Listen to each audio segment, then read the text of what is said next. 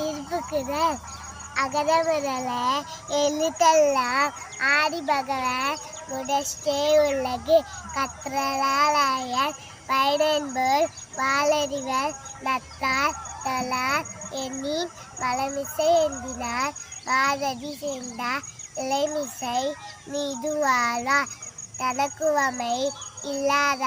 தாழ் சேர்ந்தாக்கு கல்லார் பிறவாழி நீச்சல் அடிது கோளில் பொடியிலுமே